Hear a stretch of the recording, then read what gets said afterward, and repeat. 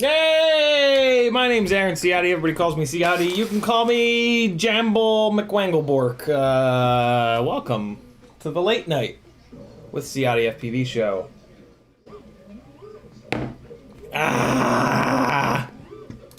Thanks for joining me, friends. Let me get this shoddy flying out of here. Riot 9, FinFPV, K-Slay FPV, Suave FPV, Matthew Savu. We've got a little bit of Frank Nicholas in here, B-Man, Ed K, Old Mad Maxlow, Chomper FPV, B-Man, Brandon Brantley, Imp FPV. Lots of new people in here. What's up, new friends? Or maybe people that have been around but just haven't posted in the chat. Bob Noxious. We've got Brandon Bentley, and I think that's it. Brandon Bentley correctly calling out Joshua Bardwell live stream in 16 hours with Chris Rosser, Ryan Harrell, and Bob Brugge. If you guys didn't check it out, check out Chris Rosser's video from today about the glide frame. And yeah, I actually got a little shout out in there because the black box logs that they worked off of are from the this rig.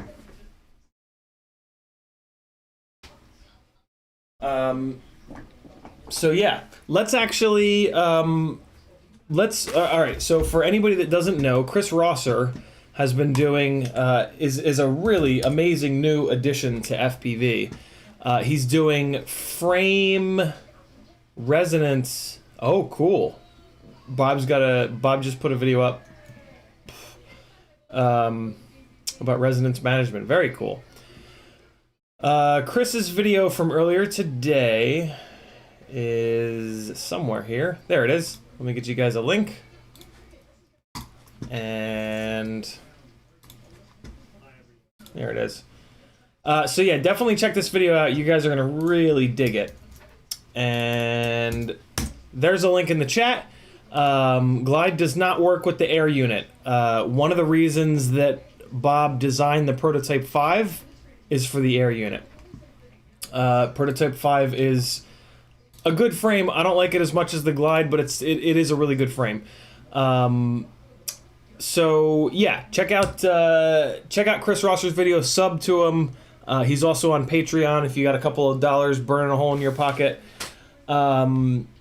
Yeah, this is the rig with the black box log that Chris looks at in that video. And so one thing that I wanted to kind of do, I mean, that was just like a black box log that I had sitting around. I didn't like do that specifically for them. And after watching that video, I got a little bit worried that, okay, no, we're good. I was a little bit worried that the arms might have been a little bit too beat up, and I might have some slight delaminations going on. After a ton of crashes, arms will start to ever so slightly delaminate. And the easiest way to tell if the arm is starting to delaminate is to do what I was just doing, right? Grab your, it helps to take the props off. It helps to take the prop nuts off too, but we're fine. Grab the top and the opposing bottom, and the top and the opposing bottom, and twist the arms. That's how you can really tell. And when you do that, both arms should resist in both directions the twisting force that you're putting on them equally. All right. So technically, if you have two opposing arms that are both totally beat up, you could get screwed with this test. But you do it here with these two arms, and then you do it with these other two arms. So chances are all four of your arms are probably not all, you know what I mean, wrecked. So yeah, and then you take the other two arms and you just twist it. And the twisting direction is the weakest on an arm. So if the arm is beginning to delaminate, you can really feel it. Like one arm will just like noticeably be weaker when you go to twist it. The other thing to do is to grab it out here in between your palms, kinda, and then put your thumbs dead center, wrap your fingers around the motors, and like really dig into this, like really put some force in here. And same kind of deal. Test all four arms. Careful for carbon fiber splinters when you're doing this test. Thumbs in the middle, and just flex it down. That will not only check the arms, but it'll also check your bolts. That's how I can tell if my arm bolts are starting to back out, because you'll feel it, you'll feel like a little clunk as it kind of settles in. If you want to reset the frame to really check that, take it upside down now and do the same test, right? And that'll kind of like reset the arm. And then when you come over here and you do this again, if these bolts are a little bit loose, you'll feel like a... So if those bolts are loose, when you reset the arms, they'll sit up a little bit, and then when you pull them back down, you'll feel like a kunk of the carbon fiber kind of shifting. So yeah, that's a really good test to see if these arms are tight without having to put a wrench or a driver on all four of them.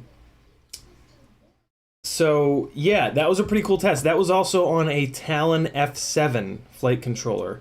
I wish it was on one of the other two rigs are on the Acon F7s. I mean, they're both MPU 6000, so it doesn't really matter. But yeah, so let's go in and take a look at the tune on this, so that you guys can, you know, if you want the exact same flight performance that you see in most of my videos, and or that they had tested. Does anybody happen to know what that big resonant frequency spike was? Because I'm also kind of thinking about just dropping a gyro notch filter on that frequency. Did anybody? I mean, I can probably just fast forward to that. Yeah, I'll just fast forward to that part of the video. Let me do that. Yeah, here's the it's still on here. I didn't actually erase it. That's the 2.7 megabytes is that black box that they used. So let me get rid of that. While that's deleting, let's come in here and we're gonna fast forward and we're gonna see what that big ass spike was. The filtering has already taken really good care of it, but having even more filtering on that one big spike would be a really good thing. So it looks like it's right in here. It's from 200 to 28, from 218. So I'll put a notch on 210 and I'll make it 10 hertz up and down. So 210, right? Does that look about right? Yeah, because there's 200 and then it's just a little bit out after that. So let's come in here and do that. Let me turn this off so that I don't get copyright dinged. Oh, look at that. This is also a rig that's on a that's on 2400s, scaled down. Yeah, so there you go. 6S on 2400s, scaled all the way down to 65%. In case, you know, anybody wants to, in case any of the keyboard commandos want to say, "Oh, you can't scale 2400 down. Oh, it's bad." It's the cleanest glide black box log that Kebab has ever seen. So much so that he was like begging me to take pictures and a video of how I built the damn thing because he was just like convinced there was some magic in there. So here's where the PIDs are. So fairly aggressive PIDs for 6S. This high yaw number would explain why there was a little bit of extra yaw action in there. I don't know why that was so high, to be honest with you. I don't usually have the yaw piece so high. That's a little weird. So that'll take care of that little bit of extra yaw action that he was seeing in those black box logs. Let's take this 95 just down by 5. That's fine. D-min, I'm gonna raise up a little bit. Let's go up to 35 on the roll D-min. Oh look, I've got feed forward in here even. Weird. I have been playing around with a little bit more feed forward, but I don't know, man. I'm gonna drop it down to where I used to have it, 5 and 10, which basically turns it off. Feed forward transition all the way up at 1, as high as it'll go. Oops, that's not what I wanted to do. Throttle boost of 5, I don't know. Dynamic idle is on. iTerm relax cutoff of 10. And then I'm going to start moving these D-min gain and advances up a little bit. Let me kick this up to 80 on each one of these. And let's save that. Alright. And I am going to play around with a little bit more max rate. So let's do that. And alright, so here's where the filter settings are. Yeah, the gyro filters were turned completely off. And then the D-term filtering is not super aggressive, right? 1.2 is kind of middle of the road. I do have the a double dynamic notch on here. So I could reduce some filtering delay by dropping this dynamic notch width of 8 down to 0.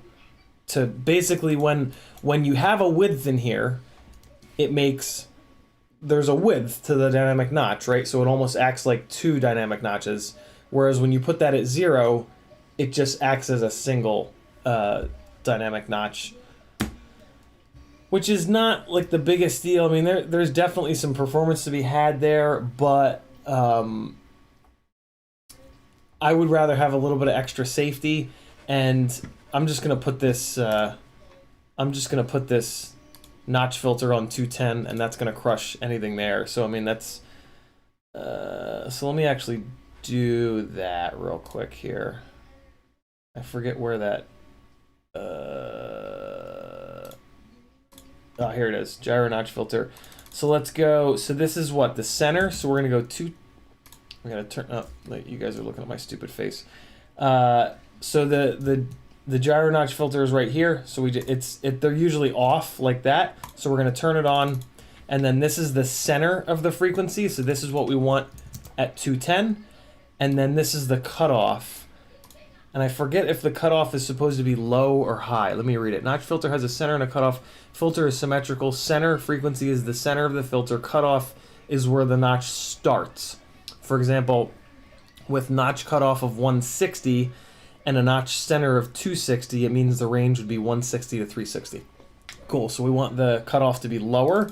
So we're gonna put the cutoff at 200, I think, right? Because the range was from 200 to 218. Yeah, so if we put the center at 210 and the bottom at 200, the notch will go from 200 up to 210 up to 220. And that's going to cover this whole range here.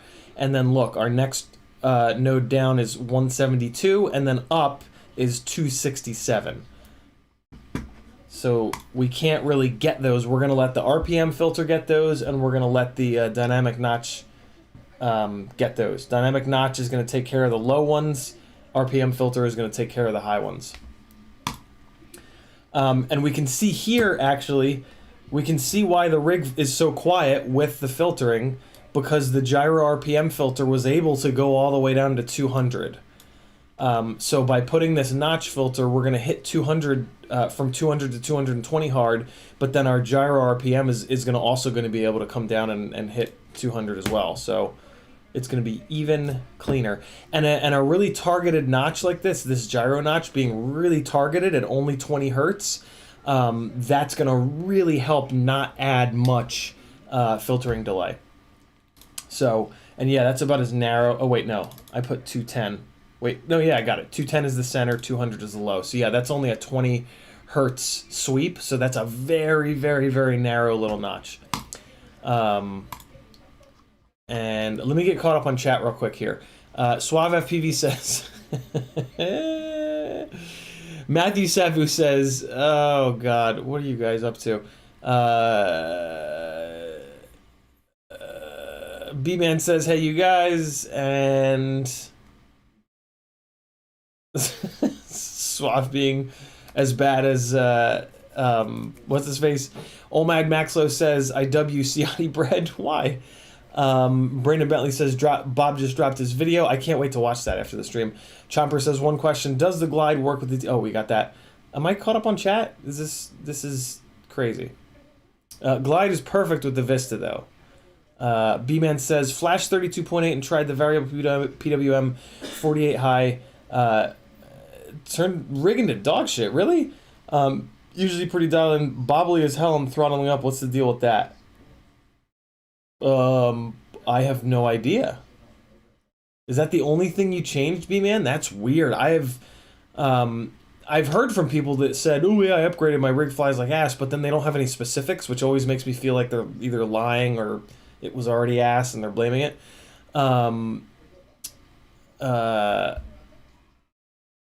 That's crazy. I mean, there's no, I mean, that's weird, B-Man. That's very weird. I guess you got to go back to 32.7 to really confirm that.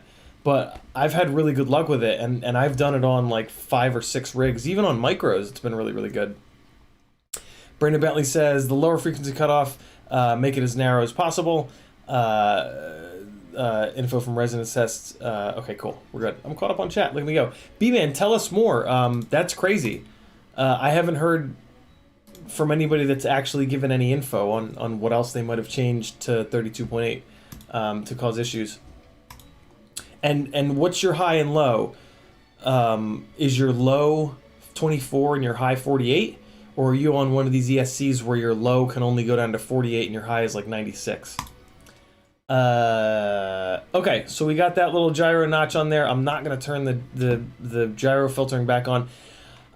Now that I have this notch filter on, I'm actually really tempted to drop this dynamic notch to a single. You know, I'm actually gonna do that.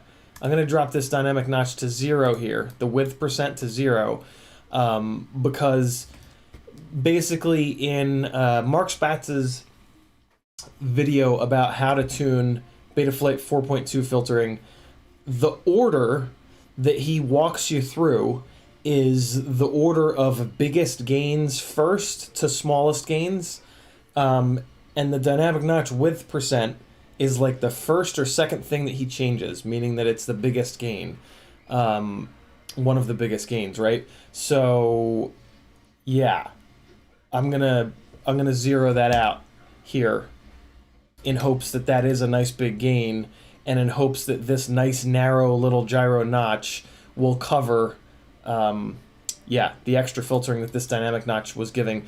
Because I'm in a place right now where I'm really happy with how hard I can smash these rigs and bend the propellers, and the motors just do not get hot. They just don't care at all. It's really crazy. Like, and I can run, and my tuning window is huge. Like those P gains are really high, and the D gains are pretty high too. So yeah, it's in a good place, and I don't want to take all this filtering away and sacrifice that unbelievable durability. I would rather have more filtering delay and a little bit more durability. Also, having more filtering allows you to run more D-gain, and I would rather run more D-gain than less filtering. It's a little bit of a dance. You kind of bounce back and forth a little bit there. So, and not using black box, you know, I can't like perfectly dial that in, but I just do it by the way the rig acts in the air, how it deals with prop wash, and if the motors get hot when the props have been just absolutely annihilated in their faces. And that's what I've been doing for like 4 years. I started to learn black box, and Ryan Harrell kind of talked me out of it, and I've never really looked back.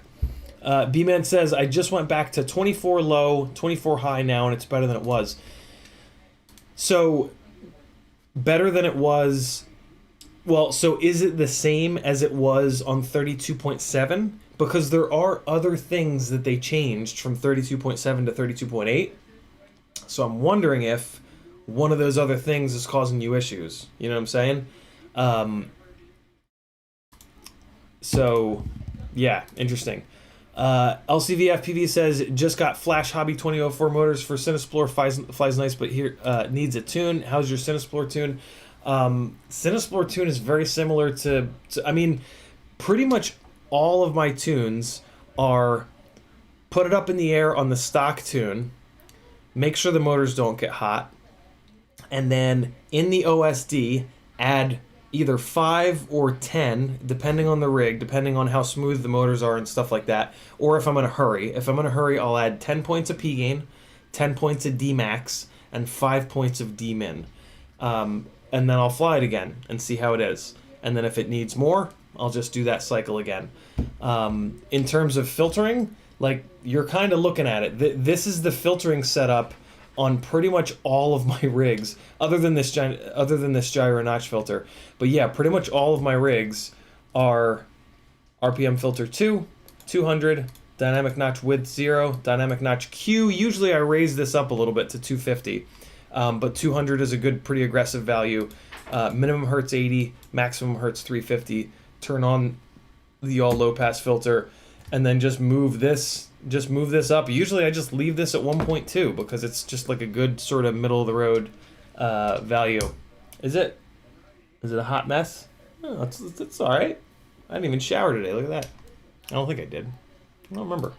I don't think I did.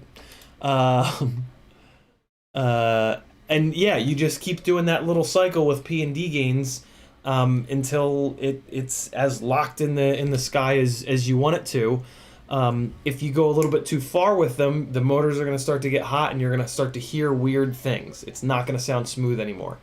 So yeah, just keep an eye on those things and just keep doing that little cycle. You won't have to do that cycle more than once or twice probably, unless you have really underpowered motors for the weight of the rig, which you shouldn't with 2004s on your Cinesplorer. Monitortskin says, oh my god, got an Oh my god 250 trying to tune. It bobbles around at low throttle. Finally looking at black box and gyro noise. Looks near perfect. Thinking my ESC settings need work. It's running Blue Jay. Oh yeah, I mean you're in the land of the unknown there, unfortunately.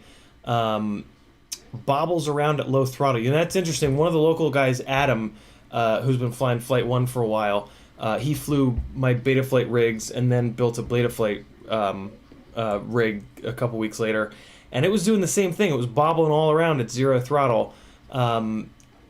I asked him to do a black box log, and he couldn't get the flight controller to log, and he just said to hell with it and gave up and put a Flight 1 flight controller in it. But yeah, he was having an issue with that. He was his rigs are very, very heavy. They're like 780 grams, and he runs them on these Zing Eco 2306s, which are a very, very smooth motor, like no notches at all. Which also means, so I'm thinking maybe the rig is too heavy and the motors are not quite powerful enough. But yeah, we didn't get a chance to really dive into that. I also had him go to 32.8 though, so I'm worried that it might have had something to do with 32.8, which is why I'm hoping that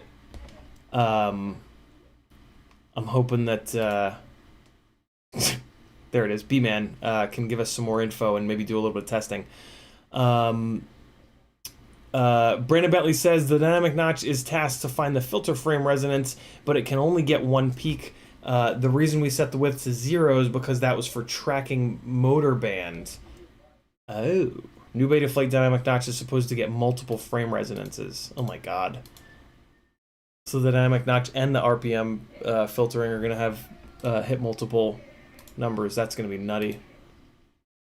Friendly Nomad, thank you for mentioning my hair. I was born with it. It's not Maybelline. B-Man says it is flying back to the way it was on 32.7. Seemed just going to 48 high, went back and forth on it. Definitely noticed a bobble happening on 48. Interesting, B-Man. Interesting. I wonder if... Yeah, I don't know. I had moved before 32.8. I had put all my rigs back onto 24K. I just liked the way it felt better, and I didn't really need to back my tunes off at all for 24K. So I don't know. FPV Tracker says I mostly cruise 50 to 75% throttle. Do I need to worry about fine tuning? Absolutely not, FPV Trucker. The only reason to ever touch tuning is if, like, you need to do something with the footage, right? Like if the footage is not clean and locked in enough for the producer, basically, right? The person paying you, then you need to tune. Otherwise, like, the shittier your tune, the more leeway you have to beat the hell out of the rig. So, like, by having a crappy tune, and the other thing is, by having a crappy tune, you get to see all the bad behaviors, and you get to practice flying around them, which is a really good skill to have, right? Because, like, tuning stuff out so that it never happens is all fine and dandy, but even better, if you don't put the rig into the situations where those things happen, then, you know, it's like, I prefer to do that and have a good tune, right? Because then it's absolutely smooth, super smooth all the time. And there are situations that you could, so like sliding backwards at low throttle, that's a situation that with a shitty tune will cause prop wash. I like the way that looks. I like the way that the camera looks when it's sliding backwards like that. So I kind of have to focus on tuning a little bit so that when I put the camera and the rig into that scenario, it doesn't wobble around, right? But if you don't care about that, there's, you know what I mean? There's no real reason to spend the time or the effort tuning the rig and decreasing its window of how beat up the motors and props can be, right? So if you're just out flying to have fun, fly the worst tune ever. because then you'll just be able to fly forever. You can bang arms up, props up, everything, and it won't matter, right? LCVFPV with a $4.99 super chat. Thank you, brother. Much appreciated on the support. Was gonna buy your time, but that's most of what I needed. You're awesome. Thanks for the input. You're welcome, LCV. If you want to learn more about like why the different things in the tune, like when I do the hour long tuning sessions on Fiverr over at CiottiFPV.com, one of the things I spend a good amount of time on is just explaining why the hell the things are going to do the way what they do, so that like my aim is to have you have me help you tune, and then I put you into a place where you can handle it. I give you like a little bit of a path to go forward on. Like if you need it to be less locked in, you're going to do this, this, and this. If you need it to be more locked in, you do this, this, and this. Because my hope is that you never have to do it twice. Like you can hire me for the tuning session and then that's it, and you're good to go forever. You know exactly, I got you into a good starting place, and then you know how to sort of adjust it from then. I can usually get that done in a half an hour, an hour. So if you want to dive deeper, LCV, let me know, man. I would love to meet you more face to face. Friendly Nomad says, can higher quality ESC boards increase flight time? Can better ESCs work better with certain PID tunes? I'm trying to figure out how I recently increased flight time on my Prototype 5. I don't specifically know. And here, you would think, okay, so different. I can't say higher quality. All I can say is different ESCs can work better with PID, can tune up and fly better because of because certain ESCs and certain FETs have quicker gate time, meaning they can turn off and on faster. You would think that would be a byproduct of higher quality, more expensive ESCs, but according to Ryan Harrell, it's not. According to Ryan, there are cheap ESCs that have very low gate time. And he says that gate time is very, very important. So yeah, different ESCs, but I guess it would make sense if they had quicker gate time, if it would increase flight time, because it's able to open and close the gate quicker, and quicker is more accurate. So that could potentially increase flight time. I can see that happening. So yeah, that might be what you're finding there, Friendly Nomad. Acon ESCs have very fast gate time, and they're really good quality. So just buy Acon ESCs. Suave FPV says, I still like you. I like you too, Suave. FPV Trucker says, if I'm flying backwards, it's not on purpose. Patio Patterson says, Bumblebee doing it. Hey, let me increase ramp up on this rig as well. I've been wanting to kind of play around with that, but I've been lazy. So yeah, let me be not lazy, and we'll do that real quick, and you guys can watch, because that's probably something that you guys will enjoy. So you got to disconnect from Betaflight first, and then we're gonna pull up BLHeli32. Roa Pancake says, do you recommend Acon stacks too? So Acon doesn't necessarily make a stack. They make flight controllers and they make ESCs. So like if they're just packaging those two items together, absolutely, because I love their flight controllers as well.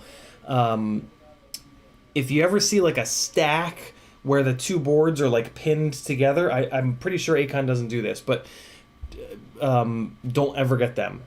When I think of the word stack, that's what I think of, where it's the flight controller has to be used with the ESC. To my knowledge, Acon doesn't do that. If they're selling a stack, it's just their regular old flight controller with their ESC, and that's awesome.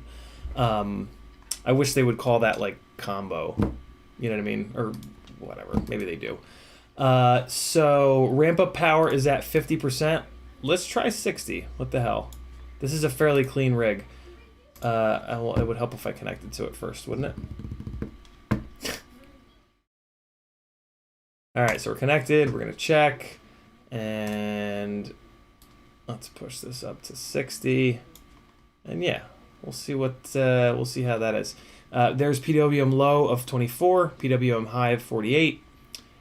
Everything else looks good. I gotta read about this stall protection and S-Bus channel and the S-port. I don't think they really do anything interesting, but I would still like to read about them. Les Obese Quads correctly says T-motor stacks look an awful lot like Econ.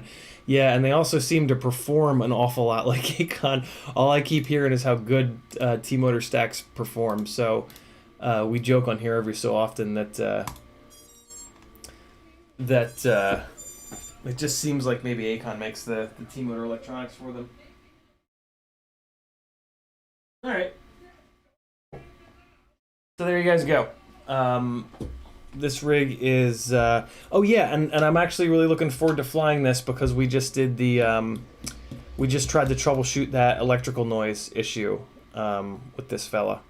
That was actually how I remembered which rig it was, because I just kind of blindly sent that black box file, and then when Chris and Bob were like, "Hey, what's the deal with that rig? What magicalness is going on with it?" I was like, dude, at first I was like, I don't even remember what rig that was.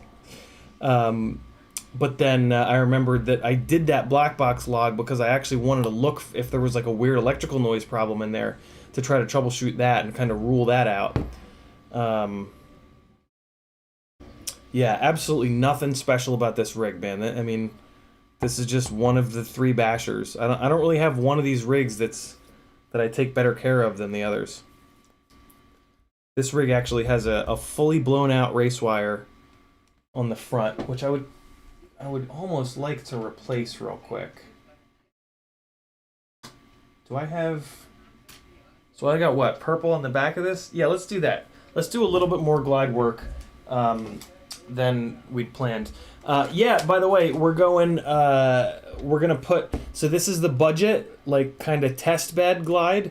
With the Newbie Drone Flow 2306.5s, and at the moment it's had this $25 BLHeli32 ESC Racer Star Tattoo Special Edition ESC in it that I kind of wanted a durability test, and it passed. I mean, it hasn't blown up, and I'm sick of trying to break it, so I'm gonna put the Mamba AM32 ESC into this guy tonight. That's going to be the main thing that we do.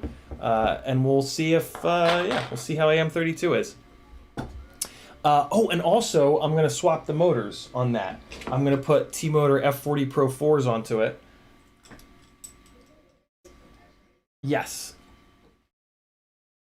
Yes, I'm going to put F40 Pro 4s onto it, and we'll see how it is on the AM32. Marcelia says 5-inch fluoride long range stun during the stream. Very cool. B-Man says T-Motor stacks F755 amp. They are fire.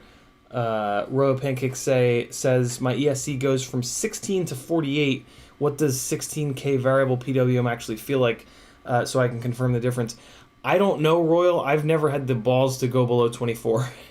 So I just leave it on 24. I've never tried. And then Marcelia says, so glide video fixed or what? I don't know. It rained all day today. So I just hung out inside, and my buddy Chris came over, and I spent like 3 or 4 hours on the on Gran Turismo and Assetto Corsa Competizione with the new steering wheel and pedal setup. So today was a good day, man. Today was a really fun day. So let's dive into this really quick, change these race wires out, and then we will go into the, we'll jump into the budget rig, the test bed rig, I don't know, whatever the hell it's called. I don't have a great name for it yet. And that's why I was drinking a minute ago. Chris brought a sixer of Stella over. I've been drinking all day. Somehow my stomach has not like completely revolted and attacked me physically yet, which is really nice. That's weird. That just came up at random. Okay. Computer is acting very weird. Let me get this out of here. If there's a mod in the chat, do me a favor and drop a link to Chris's video. Maybe even if you could, if you can drop a link to Chris's Patreon. You know what? I might. There's actually a chance. I meant to. I thought that I subscribed to him. Let me make sure that I did. Here's what Chris's. Oh, I didn't. I'm the worst. Here's what Chris's Patreon looks like. You should join it. Or else. It's only $4.50 a month, and he's an awesome dude doing God's work. So go subscribe. Go jump on his Patreon. Lots of good things are happening on Patreon. Become a part of it, man. You're gonna love it. You're gonna love it. All right, cool. Richard says, new 20x20 stack came in today. I tinned the pads and realized I tinned the ESC upside down. Forgot I conformal coded the ESC. Fixed now.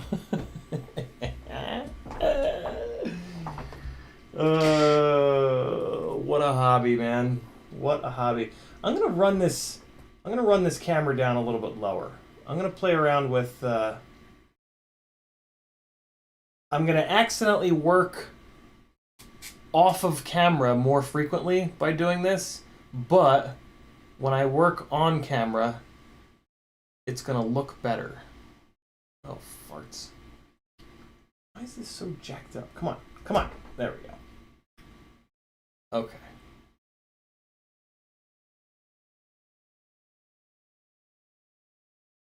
Oh my god, it's so hard to do that. I'm trying to do it on the monitor, but everything's backwards and reversed, and there we go. Okay, that's not bad. What am I doing? Race wires? Okay. This will be a quick one. Zip these guys off and replace them. We're going to be purple in the back, red up front. Well, I should do that the other way, but whatever. So if this wants to cooperate, that would be nice. Love that. It's been an interesting little adjustment. I really got used to the controller in Gran Turismo Sport. It's been an interesting adjustment to learn to use the wheel instead. It's been really fun. I'm blown away at the subtlety of the wheel, and I'm already faster with the wheel, but there's so much more. Oh my god, there's so much more time to be had with the wheel. Basically, it's weird. This always happens to me on sim rigs, but I tend to be way more gentle on sim rigs than I am in the real world, which is like kind of backwards.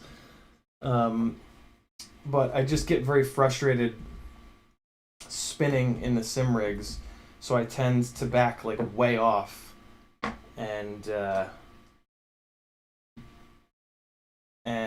just kind of drive around in the subtlety of the sim rig, which is kind of weird, but you know, no wrong answers.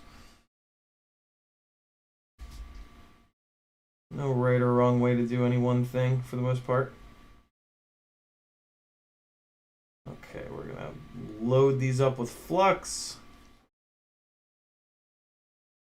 And I'm gonna have to cut that. I'm gonna have to cut that shrink wrap, which is kind of annoying, but whatever.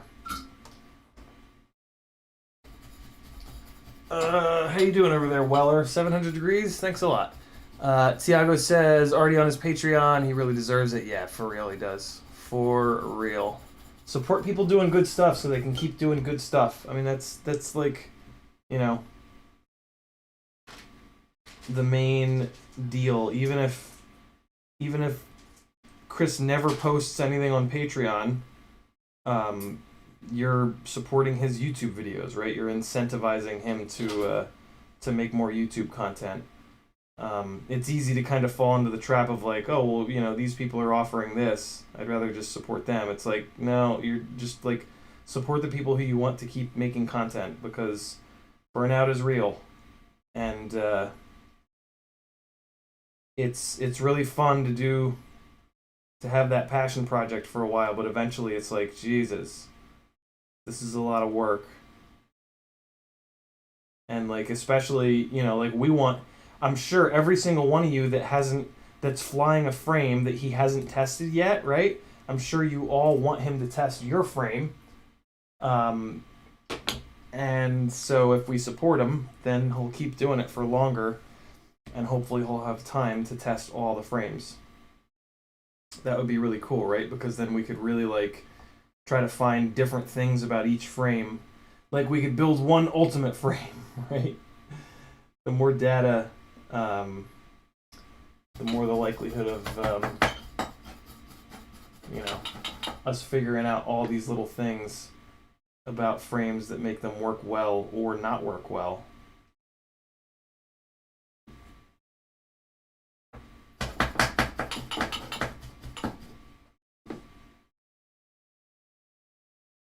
There we go.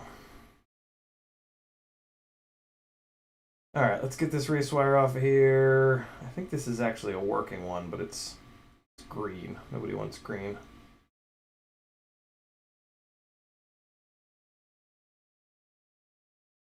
Unless somebody does. We've when a bunch of us were there were like 5 of us that were going to every single drift event last year around here locally, and at one point it became like people would be like, oh, who had the red rig, who had the like drivers would be like, oh, were you following me? There was somebody with red. There was somebody red following me. So at one point I group messaged the guys and I was like, hey, let's all pick a color, so that the drivers, it's just easier for the drivers to pick us out and come, because, you know, like at the end of a run, if the driver saw purple following him, he can come up and talk to me directly, or if he talks to the other guys, like, hey, purple is following me, it's like, oh, who's got that footage? It's Ciotti. So yeah, we all picked a color. I forget who picked green. I know somebody did pick green. It might have been Patrick. Well, this arm took a hell of a hit there. That's interesting. So this is green. I'm gonna cut. Fuck it. I'll just leave it. It's fine. Just gonna put this aside and try to figure out who's on. Who be green. And I'm going to replace these with red. We're going to have purple in the back, red in the front. That'll be kind of cool looking, I think. Let me... I'll just lay it on there. It'll be fine. It'll be fine. You guys see what I'm doing? Not really.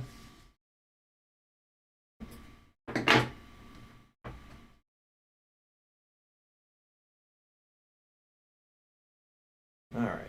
Why is that wire so splayed out so wide like that? What the hell's happening there? Be less wide, wire. Be more narrow. There we go. Oh god, I almost did this in the complete ass opposite order that I need to. That would have been annoying.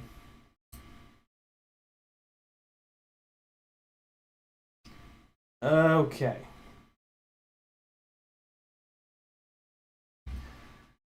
Now, let me do this on the wood. Be a lot easier.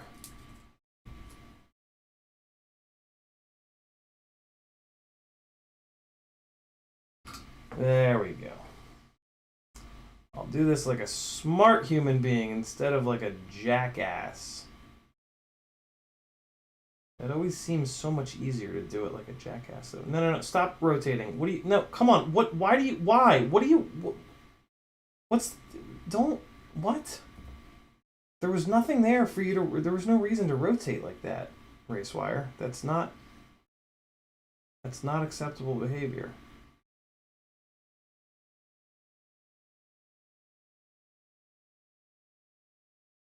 All right. First one.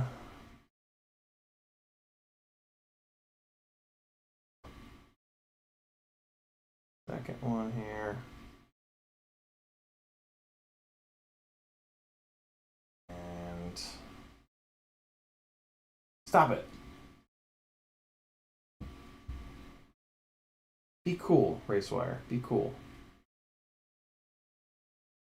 Stop that. Come on. Don't make me work so hard. I just want to get this done real quick. I gotta do AM32 things. Violet quad. Relax. Be cool.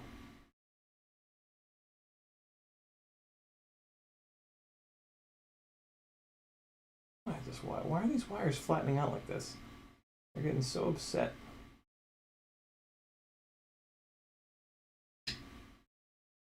I mean, it's not going to win any beauty contests, but it's going to be strong and, you know, kind of all I care about. We'll VHB this down real quick because we got to do it anyway, and put the motor on, and then we'll just go through this process one more time, and we'll be done. We can move on. ImpFPV says apparently many do mount the ESC with power pads to the front on the bigger frames. You have your XT60 on the side. Can you recommend one or the other? I can't decide. So I put the pads in the rear, and then I run the XT60 out the side. And the reason that I do that is so that when I mount my battery, I mount this is not the normal battery I run. This is a terrible battery. That's why it's the bench battery.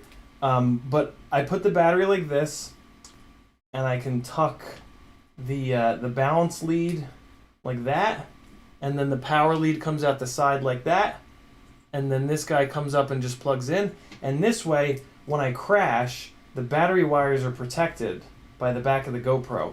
If I mounted the batteries like this, right, the battery wires are more exposed and they can get all mangled by the concrete and stuff. So yeah, I like having the battery pads in the middle here, and then I solder the connector at a 90-degree angle so it just comes right out the side. And then I also tuck it under the battery strap like this, so the battery strap holds the XT60 into the battery. And it just works. I mean, it's just, everything is tucked in. My battery lead never gets yanked. My battery wires never get mangled. I've mounted batteries in every possible configuration, and this is the absolute best.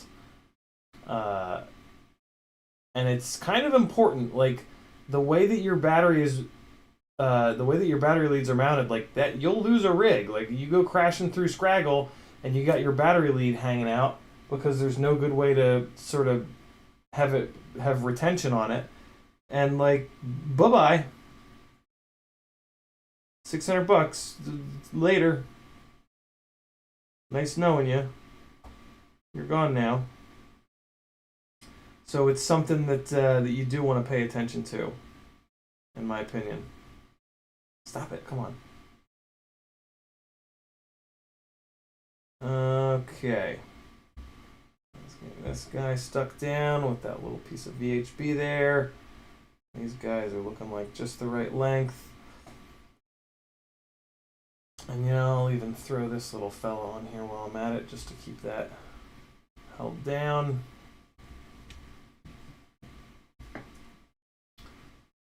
This is a wrap strap, as made famous by Impulse RC. And there we go. But you can also get wrap strap at Newbie Drone now, which is really nice because it's really good stuff. It's really, really good stuff. I really dig it. Where are my tweezers? There they are.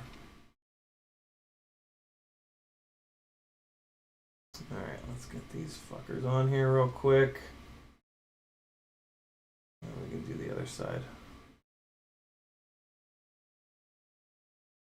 Dirt, dirt, dirt, dirt. Come on, solder, melt. There we go.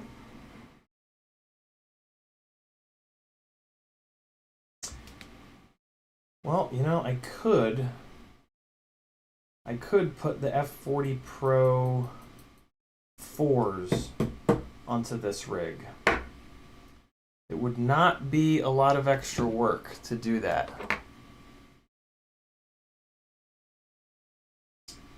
And if I did that, I would have a more one-to-one test. Yeah, I'm going to do that. You know what pisses me off is I just switched this rig off of these motors. And now I'm going to switch it back onto them. But what this is going to allow me to do is have a more head-to-head test of the AM32 ESC. Because I'll put these F40 Pro 2s over on that budget rig, which the only real difference is the flight controller on that rig. Yeah. Okay, this makes me feel a lot better. I was kind of bummed because the budget rig was going to have a different motor on that AM32, and that kind of ruins your ability to really like know, right? Is it the ESC that's improving the flight characteristics, or is it the T-Motor F40 Pro 4s versus Pro 2s? So this is kind of cool. I'm kind of excited about this now. I was a little bummed because I was like, man, I wish I had a better one-to-one way of testing, and I do. I did. It was right in front of me. So let's get this going. Yeah, awesome. Sometimes you just got to, you know, put yourself into a situation and magic things will magically appear, like magic. You know what I'm saying? Magic? Magic. Magic. Who knew a simple annoyance that one of these LED race wires was blown up would end with the perfect little swap to be able to better test AM32 versus BLHeli32.8. I think AM32 also has the variable PWM, which is pretty cool. That wire got very, very aggressive with me there. Let me just get this little guy under control here. Much better. I can't believe I'm putting this rig right back onto Pro 4s. I took this off of Pro 4s like a month ago. Whatever, it's fine. Oh, I gotta pull this race wire down a little bit. Hold on.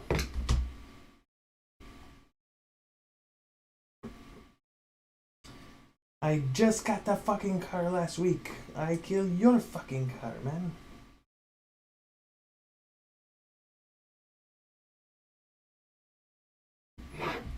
Alright, let's get these screwed on first so that I don't do it too short.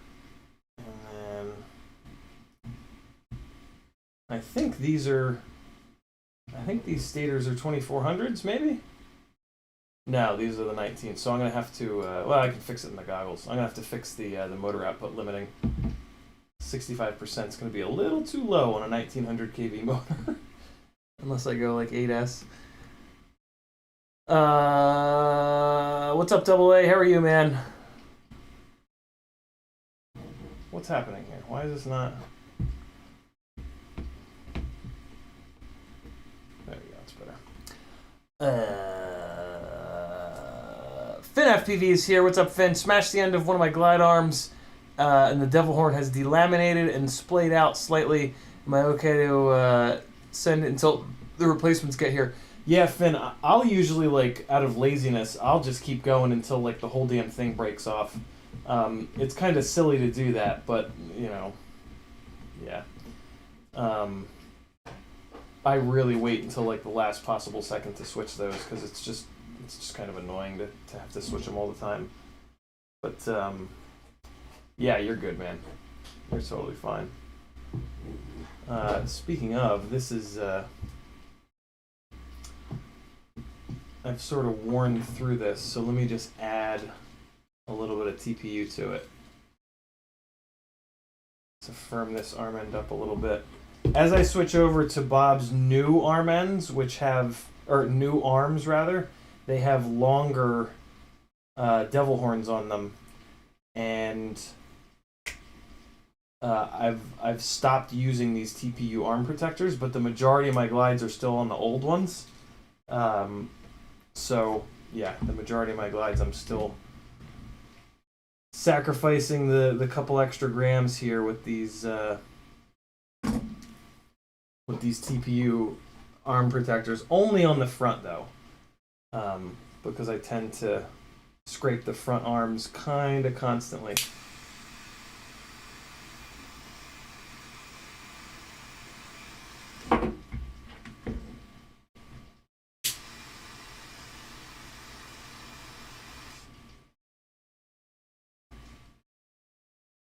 Alright, that's going good.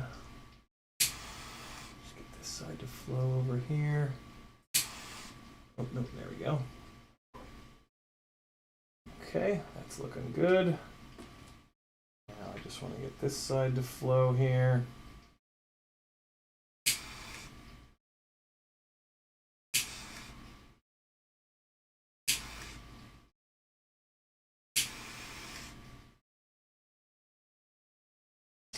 Yeah, that's gonna work. Although, no, you know, let me just do this. There's a little bit too much on the bottom, so let me just get it to flow down towards the tip a little bit.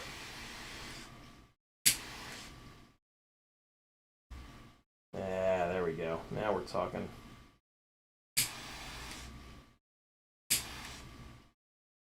Whoa, whoa, whoa, whoa, whoa, a little too much, a little too much, a little too much. Just move it around. Let me just move it around. Use gravity. Use gravity to control the flow. Oh yeah, there we go. That's the stuff. So yeah, now it's repaired.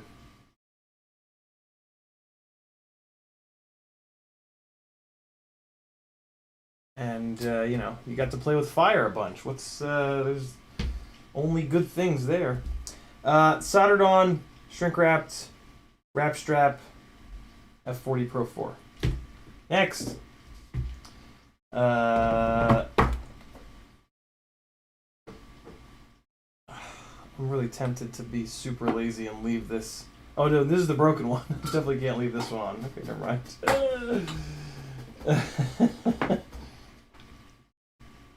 Okay.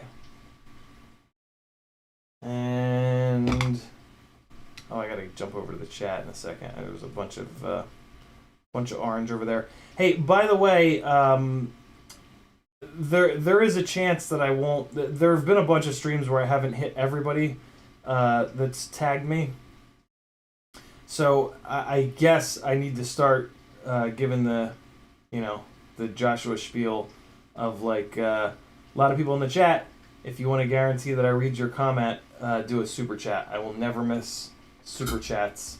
I try really hard not to miss the when you guys just type @Ciotti, but yeah, it's I gotta be able to get work done at the same time. So and it helps to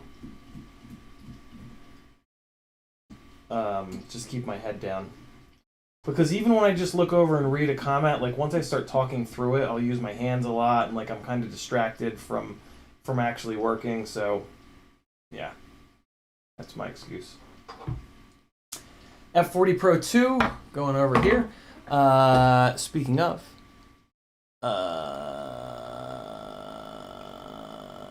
William Barlow says, "What's your thoughts on Dave C's 3-inch long range that runs single 18-650?" I do not have the patience for long range, William. I think it's a really cool build, but the lack of performance of that rig is just not my deal, or any long range rig. I mean, all the long range rigs sacrifice performance for tons of range, and that just drives me crazy. So it's not my thing, but I think it's super cool. And once there's a carbon fiber version of it, that'll be even cooler. Really neat idea. I love the ethos behind it. Unfortunately, we'll never really be able to scale that into something freestyle ready because those batteries just don't have the discharge rate for a PID loop that's going to work really well. For the record, I'm cleaning this so that the VHB sticks. I'm not cleaning it because I'm a lunatic. I've completely given up on keeping rigs clean. It is a fool's errand. The red rig was perfectly clean, and then I went out and flew it yesterday and got some of that footage that you guys saw in the intro of this video, and it looks like I left it out in the lawn and mowed the lawn. Like it is so unbelievably dirty, and it was perfectly clean because I'd changed so many parts on it on that one stream. Yeah, keeping your rigs clean if you fly hard and crash a good amount is just impossible. And if you've been trying to do it, just give up. Spend your time watching more freestyle videos or simming to get more cool ideas for moves and whatnot. Alright, let's get this broken ass LED race wire off of here. This one's been on here for a long time. These last surprisingly long, but I mean eventually with enough prop strikes you just break all the little LED chips, all 6 of the little LED chips, and then it's time to go.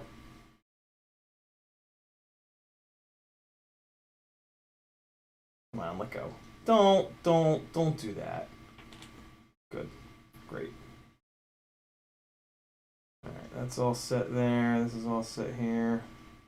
Audio version of last night's stream went up on the Patreon page today. I figured we had some really good conversations last night, so you guys are loving, a bunch of you guys are loving those audio-only versions of the streams. I feel like that's as good a reason as any to join the Patreon for like $3 a month. Because, yeah, we cover a lot of ground on some of these longer streams. And you guys ask some really, really good questions, so hope you guys have been digging those.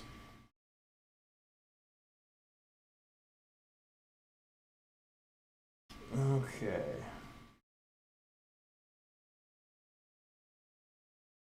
I've been doing a terrible job switching these streams over to the Patreon streams. So those of you that aren't patrons, I hope you've been enjoying these longer public streams.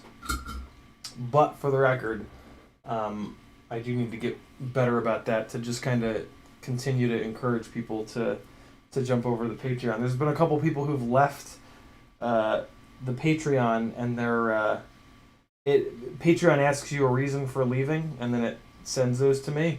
And a couple times now, the reason for leaving has been because the content is exactly the same from Patreon to YouTube. That was another one of the things that kind of spawned me to and pushed me to start actually doing that, and to do. And when I say doing that, what I mean is what I try to do when I'm not being a lazy shit is I'll do 30 to 60 minutes of public live streaming here, and then we'll wrap it up, and I'll go over to a Patreon only live stream, and so that way, you know, I'm given 30 to 60 minutes for free a day, but then just sort of encouraging people to come and give me 10 cents a day, which worked really well. Pretty quickly, that got us up over 200 patrons, which has been a goal for a long time that I was kind of wondering if we were ever going to meet. So it was really good to get there. And we still have to build that rig and do that giveaway, actually. Kind of slacking on that, but we shall get it done, hopefully this week, actually. last week got kind of taken over by a couple other things, the Whoop Wednesday and some other crazy stuff.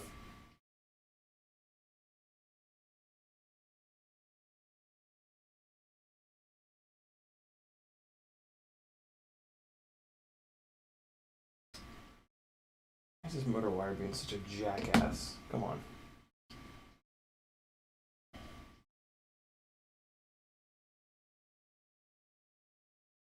I'm gonna put a big old blob of solder on here and that'll fix it. That'll fix everything. More solder. Right? That's how it works. It's got flux in it, so, you know, how bad could it be?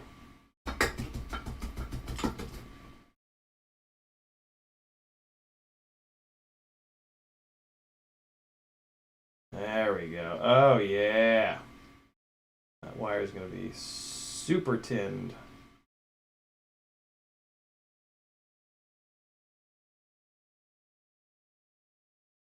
All right, that's looking a little better there. And then let's get this guy down. And why? Oh, no, that's just the shine from the flux. Looked like the insulation might have been chewed through, but it's totally fine. Oh, just melt. Thank you.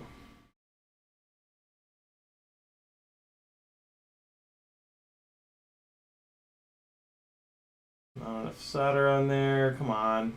Don't make me clean the tip again. Just work. Thank you. Much better. Much better. All right, and then we're going to go Pro 4 again. Wait, no, that's a Pro 2. What am I doing? Where are the Pro 4s? There they are. That's the other red one? Yeah, that's the other red one. What else is going on in the chat? Royal Pancake says, do you conformal coat? I do not, Royal. I don't fly in the rain. And if my rigs do get splashed and a little bit wet, they're fine. I've never had an issue with them falling out of the sky. But I just typically don't fly in the rain.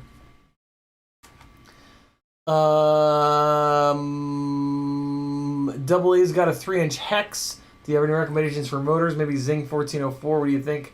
It's on the heavy side because it's a beefy hex.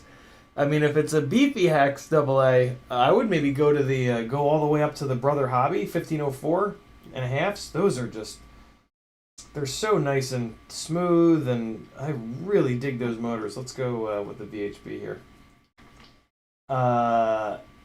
If you want to stay 1404, I actually don't know. I kind of want to build one of the, I want to do 1404s on the Ripsqueak, on these Ripsqueaks, to see if I can get away with them. But I don't know of any smooth running 1404s. Do you guys have any 1404s that you found that are not notchy? I'm pretty sure that the Zings are very notchy, and I just have no interest in notchy motors.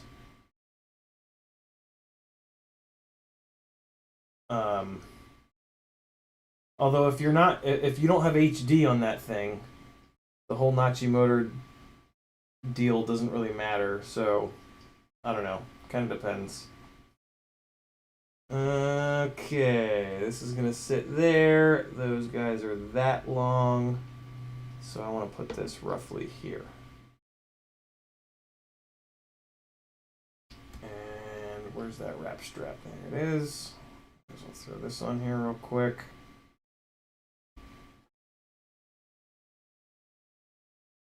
Okay.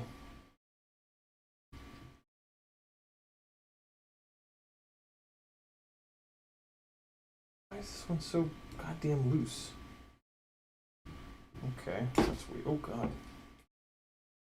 I don't like that. I'm just gonna pull it through and chop it. Okay. Okay. There we go. And in the chat, Rusty Signal says, "What's up? You coming out tomorrow?" As long as it's sunny after my stream, I am gonna for sure. Remy Tim is here, just finishing some business. Headphones test 9-minute 250 gram Lithium ion built at home, standard 5-inch freestyle quad. That's pretty cool, really, Tim. Mike Bergman says, not all of us feel that way. Some people are just hard to satisfied. You do a lot more than most Patreons. Appreciate that, Mike. I try, man.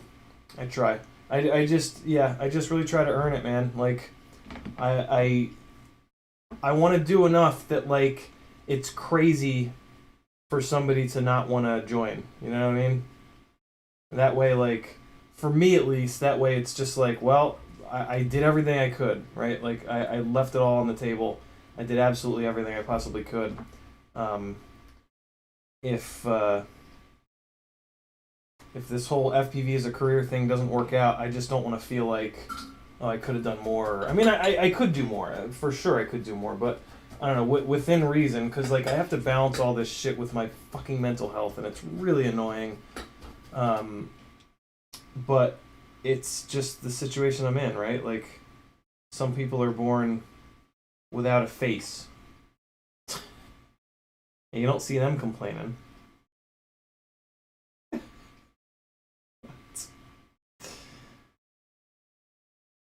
does that mean? Alright. Come in. Move the work around. Remember, move the work. Don't move yourself around the work. We have this weird tendency to, like, want to move our arms and fingers and tools in very weird places, rather than just taking the quad and rotating it by 25 degrees to the left, which will make the work that you're trying to do easy to do, rather than... for me, sometimes I'll move it so that you guys can see, but usually you can't see anyway, so it's... A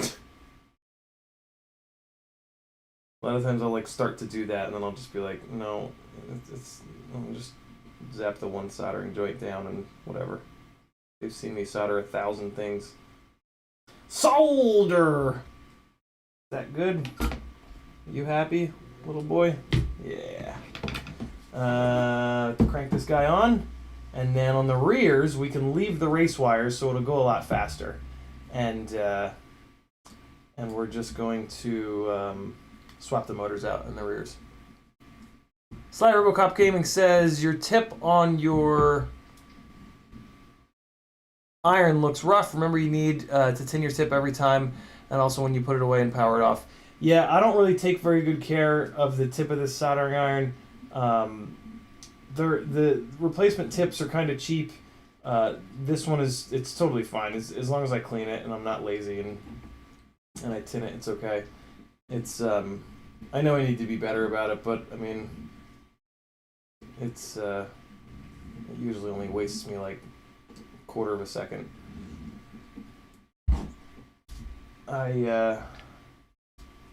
I've tried to be better and remember to tin it before I put it away and shit like that, but it just doesn't. I just forget. I just continue to forget, and I'm at the point where I'm just like, whatever, it's fine.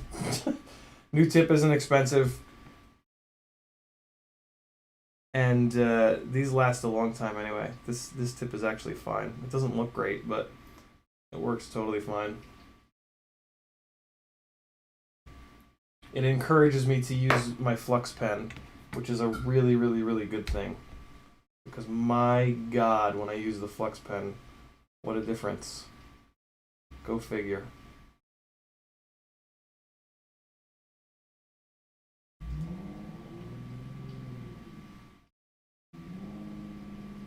And I don't even run the iron all that hot. I run the iron at 700.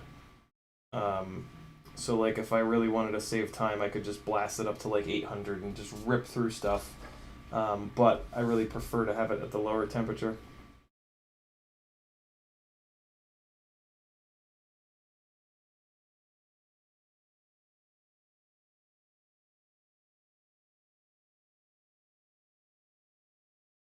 It works well even on the big battery pads.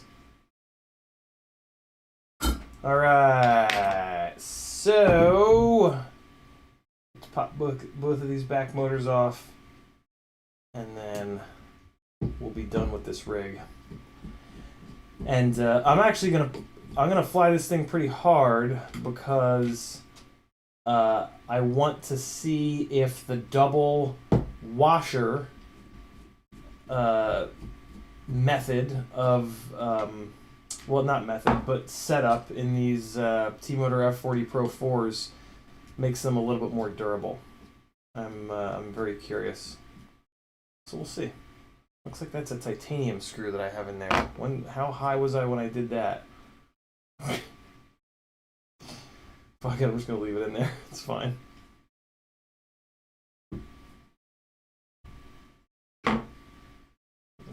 Okay. Yeah, so far I'm really, really happy with the not to change gears. Wait till you see what I did there. But I'm really happy with the Thrustmaster T300 steering wheel and pedal set. It's pretty spectacular. Nice and quiet. It has plenty of torque. I was hemming and hawing over the Fanatec CSL Elite because it's not that much more money, but it has 3 times as much torque. It's also belt drive. It's not a direct drive wheel. But yeah, it's got 3 times as much torque. And but like what the like I mean, Brad ended up getting this T300 set up for me for my birthday, which was super, super, super cool. But even if he hadn't, I'm really glad that this is what he got, because I told him, I explained to him, because he was getting info out of me and asking me about steering wheel and pedals because he knew that Kristen got me the seat. And so he was just asking me questions, and I was kind of explaining to him that like some of the reviews were saying like, yes, the Fanatec setup is better, and yes, it's only like $200 more for the steering wheel itself and the pedals, but then the shifter is more expensive, and the wheels themselves, the aftermarket wheels, which of course you're gonna get, are also more expensive. So like all said and done, you do end up spending a considerable amount of extra money on the Fanatec setup. And the other thing I'm noticing is with this playseat challenge, because it's not like a big burly, like it's big and burly enough, but it does move around because it's a fucking lawn chair. This T300 with 1/3 as much torque as the Fanatec moves this thing around. So I wouldn't necessarily, I don't think I would want the Fanatec on this seat, just because it would probably really, really, really flex the shit out of it. And yeah, you don't want, I would probably just end up turning the force feedback down on the Fanatec setup. So I'm really, really happy with this. It was very, very cool of Brad to surprise me with this. It's funny, he was asking me all these questions, and then that night, after he was asking me the questions, I kind of had like my little epiphany. I was like, all right, yeah, Thrustmaster for sure. And then I was texting with him the following day, and I was like, I think I finally decided last night to do the Thrust, to start looking for because I was just going to look on OfferUp and eBay and try to find a setup used, because I'm a cheap bastard like that. And so I was texting with him, and I was like, yeah, I think I decided on the T300. And this was like Monday or Tuesday, and he was like, cool, it'll be there on Thursday. And I was like, and I said, what? I said, did you just order it now? Because like I texted him that, and like 10 seconds later he says that back to me, and I was like, wait, how did you order it that fast? And he said I ordered it last night. He said he looked for the Fanatec setup and it wasn't in stock anywhere. He said he literally could not find it in stock anywhere, which kind of doesn't surprise me, because the pandemic has led to a huge boom in sim racing, because all of the real race series got canceled and everybody's stuck at home. So yeah, sim racing gear, not like the Thrustmaster stuff they make a quadrillion of, but yeah, apparently Fanatec can't keep this shit in stock, which is great for them, man. I mean, that's super awesome. So this is just a little bit too far forward, and it's just being a little bit of a bitch because I have the shrink wrap like really tight up on these pads, so I just needed to shift that back a little bit. Now we're going to be fine. I also want to narrow this wire out a little bit. The wire kind of got splayed out because I was getting a little frustrated and kind of pushing on it. So let me just fix that real quick here. There we go. That's better.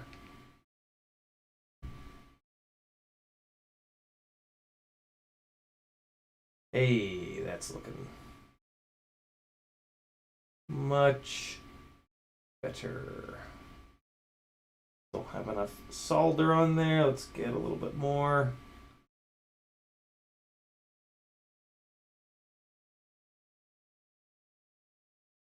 Okay.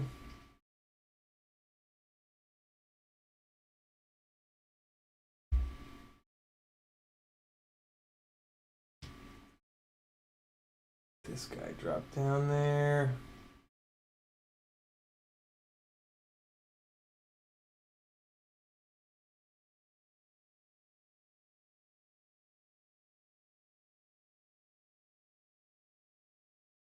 All right, motor 3, almost done here.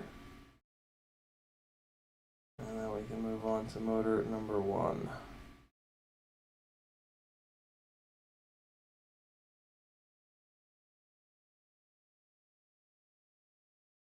All right, beautiful. Give these guys little tugs just to make sure. I don't love the way that that third one looks. Let me just make sure that that one is flat on the pad. It looks like it might have come up off the pad a little bit. Tiago Ramos says there have been several important Patreon streams like the last Tiny Whoop tuning. Yeah, the Tiny Whoop Whoop Wednesday was really good last week. FPV Trucker says Zing C1408 3600s are smooth. The C is for cinematic. I have them on my 3-inch Apex with the Tarsier, and the HD footage is jello free. Very cool, FPV Trucker. I remember you mentioning those previously. I've had such a bad experience with that stator size, 1408, that I'm very curious to try those. But at the same time, I'm like, I had a bad experience. I probably won't try them because I'm pretty dead set on 1804s and 2004s, but man, I am curious for the record. All right, one more to do. One more to do. Double A says, Mike Bergman, I just looked that up in the pics. They have Emax 1306 4000s on that. Are these too small? Only asked because I have Raiju 155 and it's a super chunky 3-inch hex. No, so the 1306s, think of what I always think of the ratio, right? Think of the ratios. 13 when you know, like 12 millimeter wide stator to 13, 1 millimeter increase in width, and just keep going up by 1 millimeter, right? Whereas, so adding 1 millimeter of stator width or subtracting is nowhere near as much of a difference in stator volume as adding or subtracting 1 millimeter in stator height, right?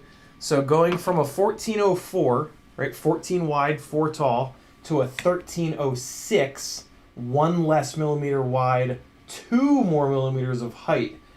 The 1306s make a shitload more power than the 1404s.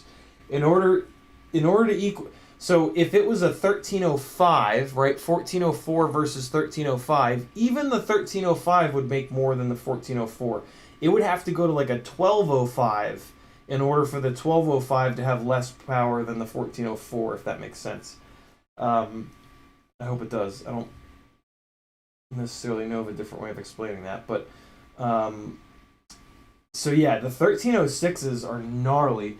they seem to make pretty much the exact same amount of power as the 1306s make the same amount of power as the 1504.5s in my testing so far.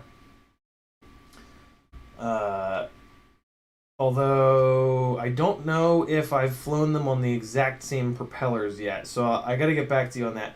I haven't flown them on the same battery either. I gotta take a battery, fly a battery halfway, do a punch, take that battery off of the one rig and put it directly onto the other rig and do a quick punch to really head-to-head them, because my micro batteries are all over the goddamn place. Some of them have 100 cycles, some of them have 1 cycle, and some of them I ran on the Acrobat when I was having all the tuning issues, and they just got their asses handed to them. So I got to, that's why I've been ordering some new micro batteries, is to get, so I can do a little bit more head-to-heading, fair head-to-heading. Let me put this tip in the conditioner shit real quick. Just to give it a little rejuvenation. Turned purple that time, that was weird. I can't say I've seen it do that before. Okay. Just want to flatten these wires out a little bit, so that they don't try to bridge.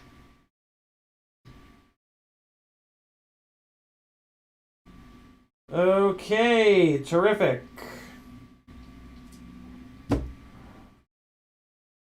FPV Trucker says, correction, it's a Vista on the 3-inch Apex. Very cool, FPV Trucker. Alec Dvornik is in the house. What's up, brother? Just finished building rig, and one of the motors is not spinning. How can I troubleshoot without desoldering everything? Tiago, no. I don't think so. I really don't think so. Especially not on this lawn chair. If you were going to put it on a proper mount, maybe. Alec Dvornik, that's a really good question. First, check the signal wires from the ESC to the flight controller. Hopefully that's the problem, because that's it's kind of the easiest. Alec, let me guess. It's an AIO, isn't it? Pause for dramatic effect.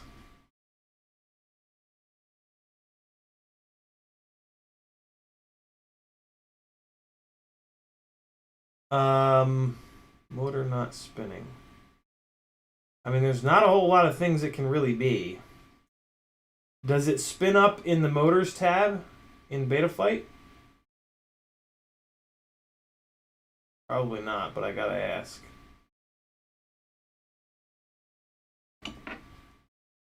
It's not a great sign. I gotta be honest, man. If the signal wires are there, I mean, it could just be a resource problem, but I really doubt it. Is it a? Did you say it's a brand new rig? Is it an ESC you've ever used before? Actually, what's the flight controller? Is it a Talon flight controller, and is it motor 4 that's not spinning up? I thought that they fixed that problem.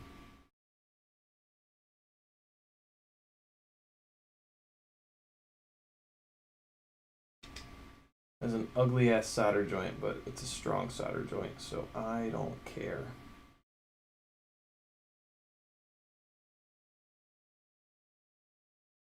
If it's a Talon F7 flight controller, go to Heli Nation's website, look up that product, and there's a little line of CLI code to reassign the resource.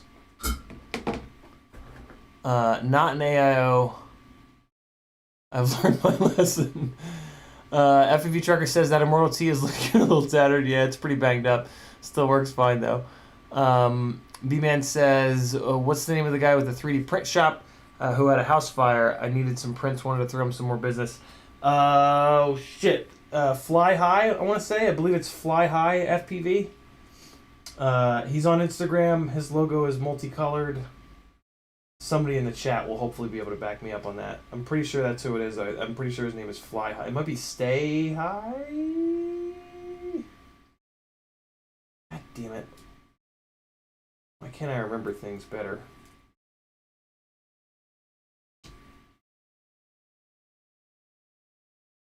Let me get this motor screwed down, and then I will stick that BHP down.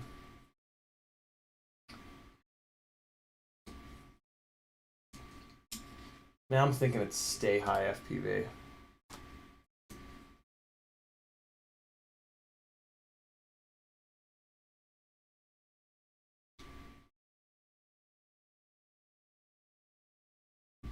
I'm just screwing this motor on off screen here. Give me a second, I'll be right back.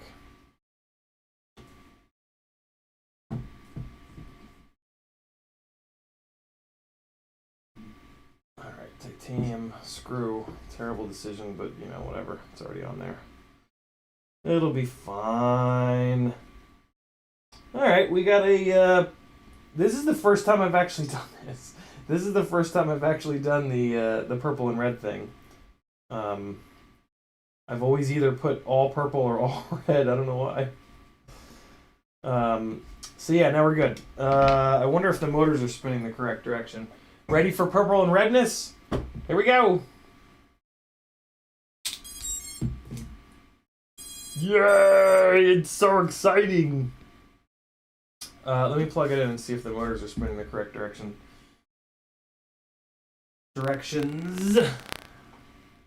Oh, and also, I will check the health of these motors while I'm at it by just giving them a quick listen when I spin them up. To do that, you open up Betaflight, you go into the Motors tab, you spin each motor up individually, and you just listen. If there's one that is way louder, then that motor is jacked up. Replace it. That sounds pretty good. Sounds pretty good. Sounds good. If you want to be really crazy, you just put your hand on the rig and you feel for vibrations. You only really need to spin them up halfway. At halfway, you'll learn everything you need to learn. They are not spinning the correct direction. That is props in, that is props in, that is props in, that is props in. Glad I remembered to check it. So now, oh, so the other thing I need to do is turn off this throttle scaling. So we're good there now. And now we're going to go into BLHeli32 and reverse the direction of all the motors. Connect. Check. And there's probably a way to do these all at once, but I don't know what it is. So I just go motor 1, direction normal, right setup.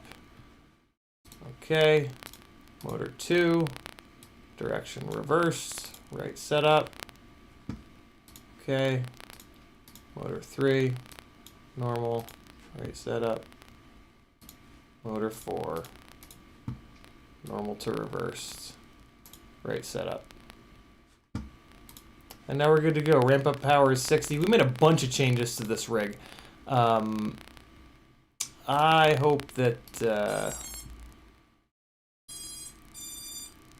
you guys getting static? You sure it's not just the rain outside? It also could be the fan in the computer absolutely railing as hard as it possibly can. I'm really tempted to test hover this inside, but I actually don't think I have a single 6S battery charged other than this stupid bench battery, and this thing can go kill itself as far as I'm concerned. So I'll just hope that it works and fly it as a field.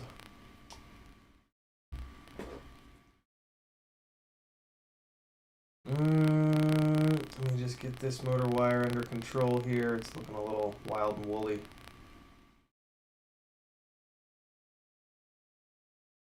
Are you guys hearing the static once the gate kicks in?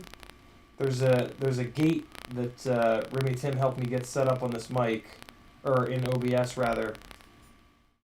So when I stop speaking, the gate will zero out the audio completely. I'm leaving gaps as I talk here so that you guys can hear that. FPV Trucker, here's the static. Just hear static when you talk, only when speaking. Interesting. Why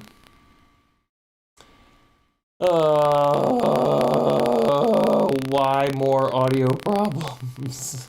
God damn it. Whatever. Is it how bad is it? I just figured I'd give you a solid sound so you can figure out how bad it is. Where are the prop nuts for these? Don't I need those? Do we need prop nuts, guys? Are we past prop nuts by now? Gate is working fine, which it says. So I can't unplug and replug the mic, unfortunately, because I have to, once I unplug the mic, it no longer connects to OBS. So in order to do that, I have to cut the stream. But you know what? It's actually a good, it'll be a good little test. Let me do that. Hold on. I'm gonna, since you guys are noticing it, let's troubleshoot it right now. It only takes a couple seconds to stop and restart the stream, and it's been successful the last bunch of times I've done it. All right, so well, actually, so is it any better now? Testing balls. Is it any better now? This is a different scene with a different mic source with less gain. It should be exactly the same. Wait, no, zoom mic quiet. Zoom mic loud. All right, so yeah, is it any different now? Bah, testing. Bad? Oh, great. All right, hold on. Be right back. Wait, no, I have to go in here, and I have to go into stream settings, and I have to turn off auto stop. Ooh, that would have sucked. Be right back. Just so that there's a one-to-one comparison.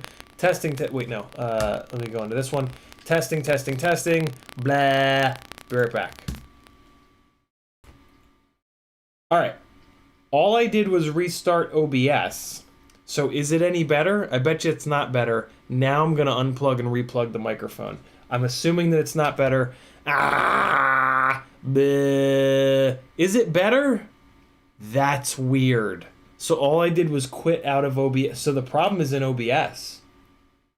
That's very annoying. That's very, very, very annoying. But it's easier for me to fix it. OBS, what the hell? That's very frustrating.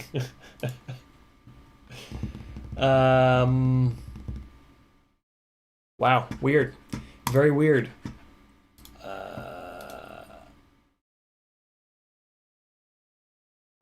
I have no idea. I have no idea what could be happening in OBS to cause that.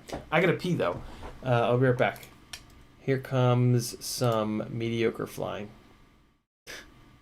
Obstructive bowel syndrome. Be right back.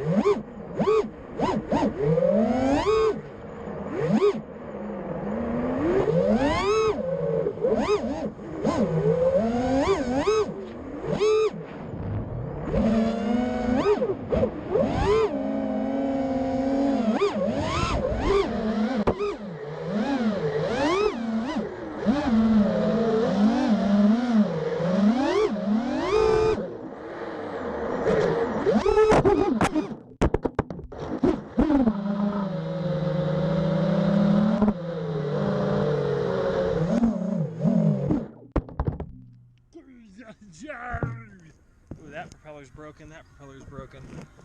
All these propellers are broken. Missing a tip here. That one's bent. That one's creased beyond the bounds of rational thought. That's why it's not making power. Come on, come on, come on, come on. High right, black. High left, purple.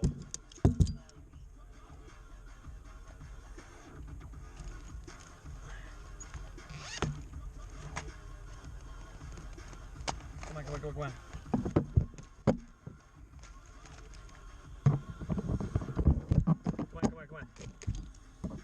Low battery situation here.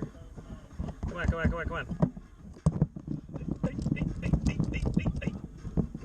Okay. Come on, where's it? There it is. Go, go, go, go, go. Come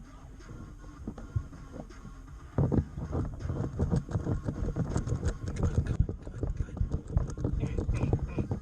There we go. And then I'll bend this one back. Oh, it's so bent. Oh, there's never been anything more bent before. It's fine. Everything's fine.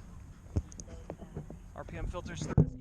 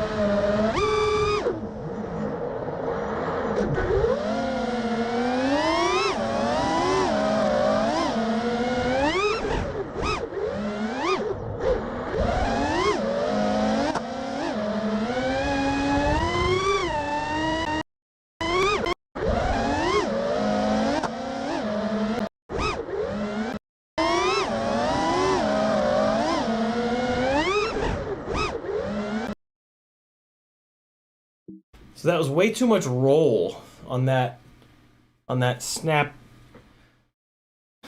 180 thing there. Way too much roll. I was probably just being clumsy on the sticks. Usually when I get those wrongs, I'm just being clumsy on the sticks.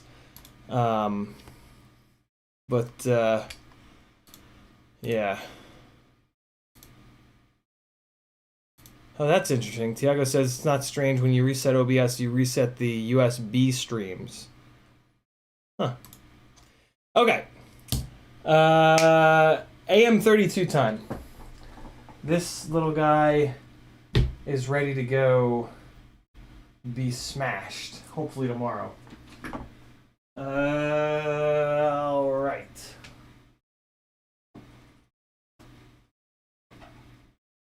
Budget build finally gets some love.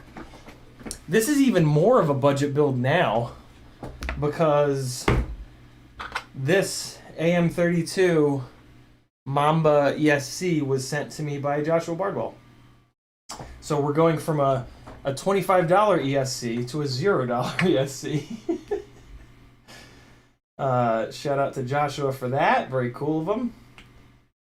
He, I think Diatone, or whoever the hell makes the Mamba stuff, I think it's Diatone. I think they sent him a whole bunch of these AM32 ESCs, and then he sent them to a few of us to get some feedback on it. And then he kept one of them. He kept a 20x20 one, and it blew up like immediately. And I hadn't even, like, when he told me that, I hadn't even done anything with mine yet. I was like, oh, Christ, you want me to send this back to you? He's like, no, I don't have time to do another build with him. I'm like, okay. Ugh, I felt like such a dick.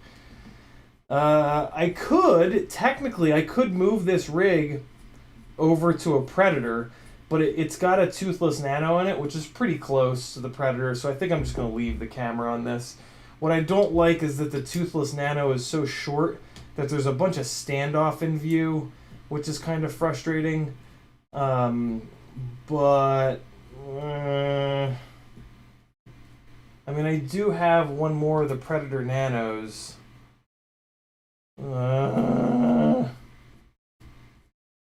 Let me look up the difference in field of view. If the difference in field of view is only like 5 or maybe 10 degrees, I think I'll leave this toothless nano in here. But if it's more than that, then it really won't be a fair comparison.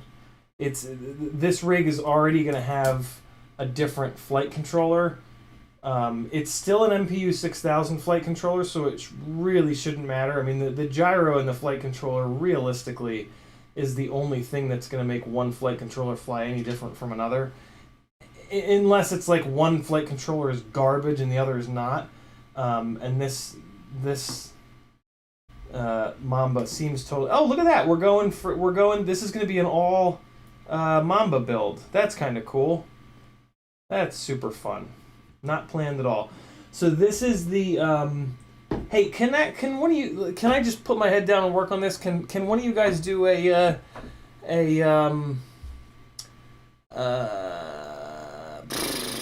Google search and figure out what the diagonal field of view of the Foxier Toothless Nano, I think it's the number 2, Toothless Nano 2, with the 1.8 millimeter lenses versus the field of view of the Foxier Predator Nano V4.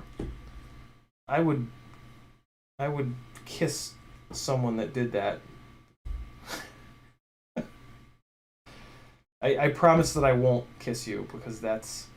look at me, I've got a microphone in this build? What? Wow. Sometimes I really outdo myself. Alright, so it looks like I glued this ESC plug in here, which is... Man, I gave this rig some love, man. Look at me go. Look at me go.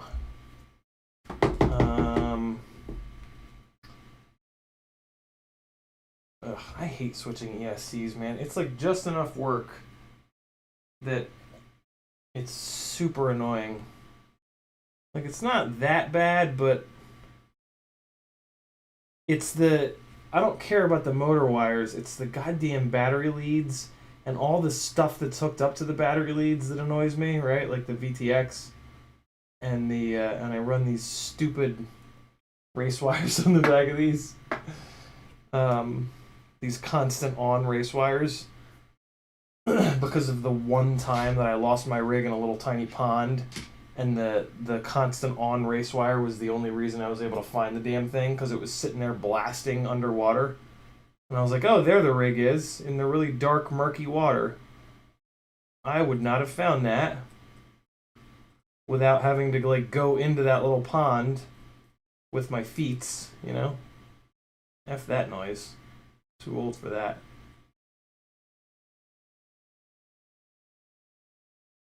So let's get these motors off of here, and then maybe I'll try to leave the... Yeah, it's not going to work. I think I'm just going to reuse this XT60 here, too. Be ultra lazy. Any of you guys PS4 people? If you are, and you like racing games, you should join me on Gran Turismo Sport. And or... Assetto Corsa Competizione! I'm Italian, so I can do a filthy Italian accent without feeling bad. Alright. That side's done. Background music for the bench work. Good idea, B-Man. Good idea! Let's go to Epidemic Sound here. Oops. Oh my god, I cannot type. I'm typing all the wrong letters. What are we gonna pick? What are we gonna pick? Let's pick electro, and then we'll do popular, and we'll just start at the top.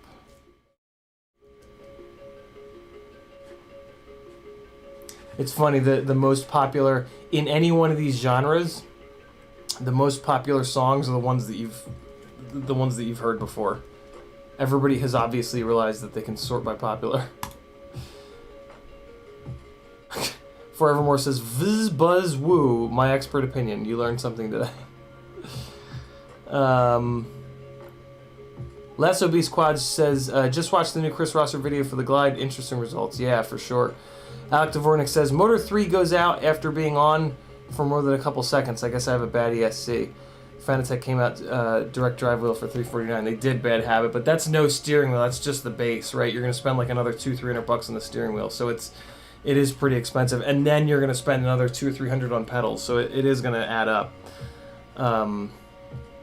But if you have a big solid place to mount it, that Fanatec direct drive for $349 is going to be gnarly.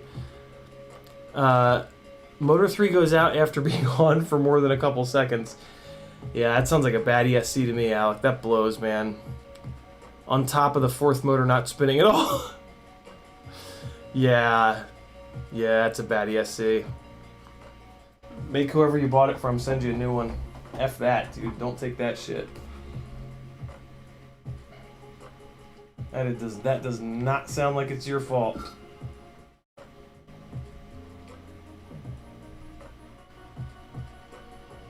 We talked, what was it on the, I think it was on the 420 stream that we talked about how, like, we've somehow developed, like, Stockholm Syndrome from these manufacturers. Like, these manufacturers will send us a broken piece of gear, and it's like we feel like we need to troubleshoot it. It's like, no! Email them and be like, yo, you sending me a new one tomorrow or the next day? FPV Stockholm Syndrome, yo. It's real. Look it up. Don't look it up. You won't find anything.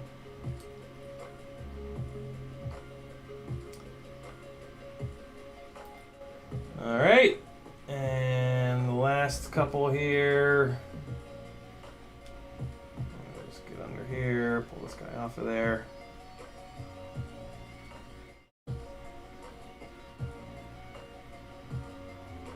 Zip, zap, zippity zab.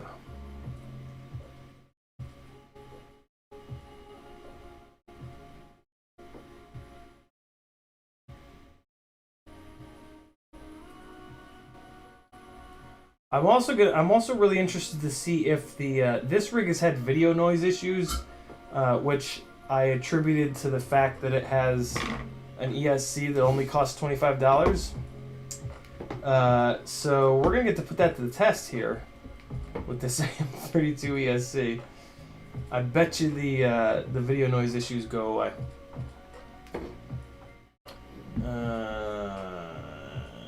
Let me go in here. I wonder if I can spin. Oh boy, spin the nut on the bottom here. Oh yeah, totally. That's terrific. That'll make getting these nuts off way easier. I need to get a driver for these M3 nylock nuts. It's so nice to have a little nut driver.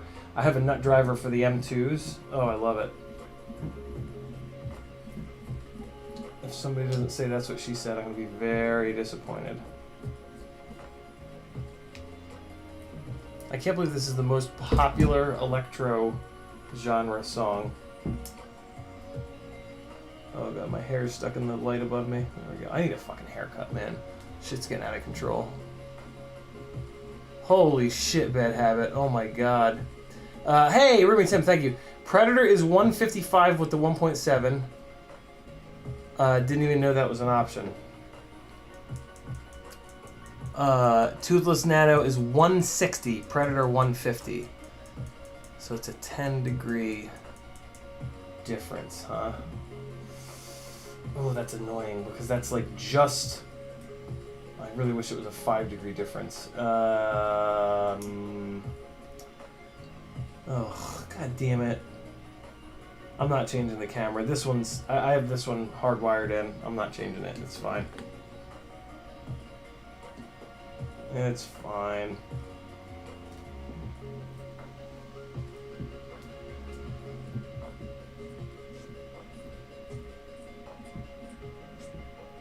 should really change it to give it so that this is a totally fair comparison.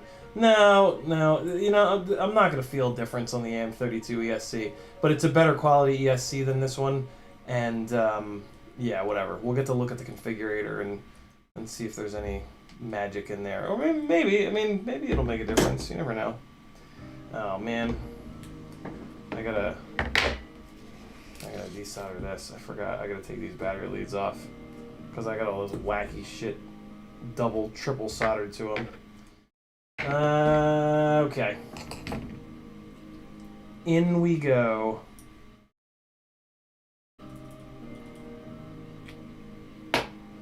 Okay, time to pull battery leads.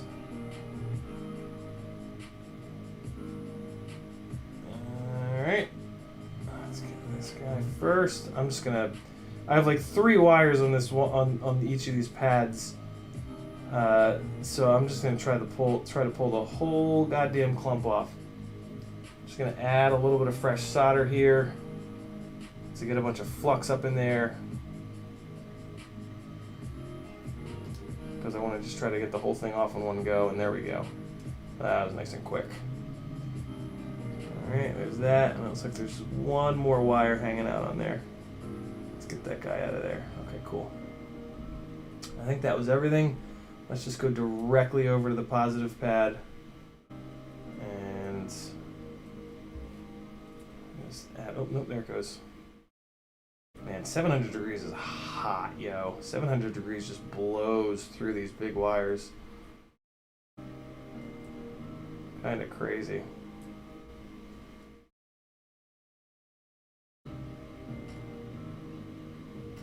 Still being kind of a dick, though. There it goes. So funny, like as soon as you add fresh solder with the fresh flux, it's just whoop, gone. And oh, I just have the just this one extra there. Oh, oh man, I've got 4 wires on this fucking thing. There we go. I think that's everything. Yep. Oh, that's why there was an extra ground wire, because I put this, when I was trying to fix the video noise issues, I put this wacky isolator thing on here, and it did absolutely nothing. Yeah, I even put the little ground on it. I mean, I'm tempted to leave it, but no. I'm not gonna. It's also got like... Yeah, I'm not gonna leave it. It didn't do shit. Hey, Paul McDonald with a $5 super chat. Thank you, brother. Much appreciated for the support. I appreciate the knowledge you put out there, man. I'm new and learning a lot. Thanks. You're certainly welcome, Paul. Hey, tag me, ask questions, man. Keep, yeah. Don't feel like you just have to... I mean, definitely be a sponge for sure. But yeah, when you have questions, fire away. Alec Dvornik says, the order of the wires from the ESC to the motor doesn't matter, right? As in like if you send like motor 1 to motor 3, 4 to 2, yeah, that doesn't help. I think that's what you're asking. Help is the wrong word. It doesn't matter. 10-degree difference comparing the 1.8 lens. If you do the 1.7 lens, the Predator is 155. I think I have the 1.8 lenses on mine, but it doesn't say on the lenses. It's really annoying.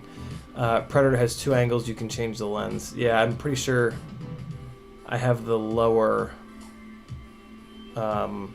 field of view one. Motor 3 is the only one wired out from the other motor. Just wanted to make sure I didn't... yeah. No, you didn't get the ESC too hot, Alec. The ESCs have a huge chunk of metal in them. You almost can't get them too hot. Because, I mean, their job, in one sense, is to be a gigantic heat sink. So yeah, you didn't get it too hot, man. You're good. I just remembered I gotta remove these motors. So let me do that. I don't really know what to do with these motors.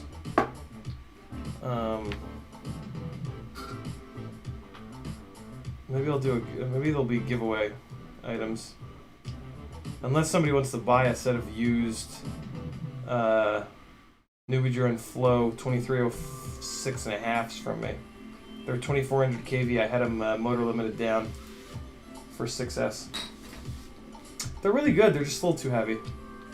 I'm a motor snob. This is cool. This will be a whole Mamba rig. That makes me eventually want to go to Mamba Motors on this rig, too. Have a full diatone build. That would be oddly satisfying.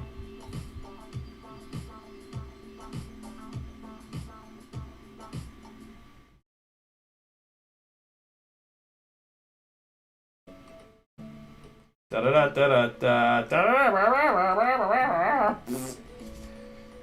Okay.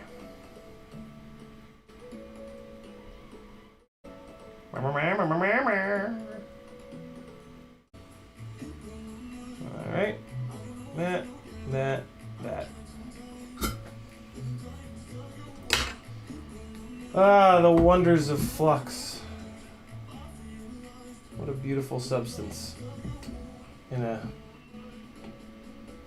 sometimes not so beautiful world. I don't know. Tiago says V4 comes only with the 1.7. Couldn't find the other version. Oh, really? Bad Habit says how much? How much what? Oh, for these motors? Oh god, I don't know. What do they cost new? They're what, like 12 bucks per? What's the motor deal? I think they're either 12 bucks per or they're 11 bucks per.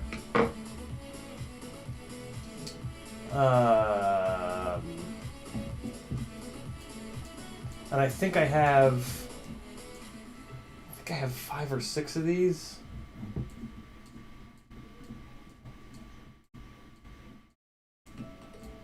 I don't know. If you guys are interested, just message me and I'll figure it out. We'll figure it out together. How about that?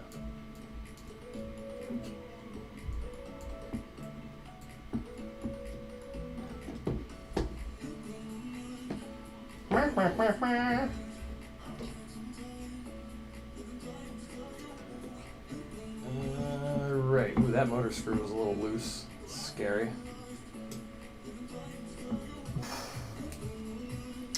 Tiago says, what is the ESC, the 50? Oh god, I don't know. I don't know anything about this ESC. I just know that it's AM32. That's all Joshua told me. And there's no real documentation. It just came in a bag like this. There's I have absolutely no idea. I don't think it's out yet either. So I don't even think there's like a product page for it that we can check. Looks like this one motor has a nice big dig in it. That adds to the value for sure. Paul McDonald says, trying to learn more about motor selection and what the board's amps mean for the motor you can choose. Got an F413 stack. Looking to put 1104 4000s on, but not sure how to know. So at this point, Paul, you don't even really need to worry about amp ratings. Every single ESC is has like way too high of an amp rating. So like amp ratings are now, just don't even worry about them. Every single ESC you're gonna get is gonna have plenty of amperage. 1104 motors are only a really good fit for 2-inch propellers. So if you're on propellers any bigger than 2-inch, you're going to want a bigger motor. If you're on 2.5-inch propellers, you're going to want a 1404. If you're on 3-inch propellers, you're going to want well, I mean, it actually depends on the rig. What kind of a rig is it? Is it like a toothpick or a 3-inch freestyle rig or what? Because that will change it. That can potentially change that conversation a little bit.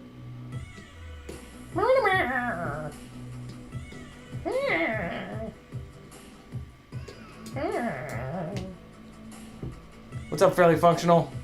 What's up, Bad Habit? Mag, you brother? Toothpick. So 3-inch toothpick.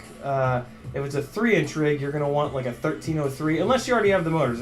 If you already have the motors, yeah, just put them on and run it, because it's good to build rigs with different setups so that you can actually start to feel the difference between these things and like learn by doing.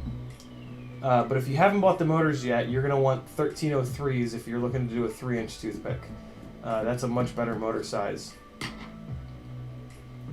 Come on.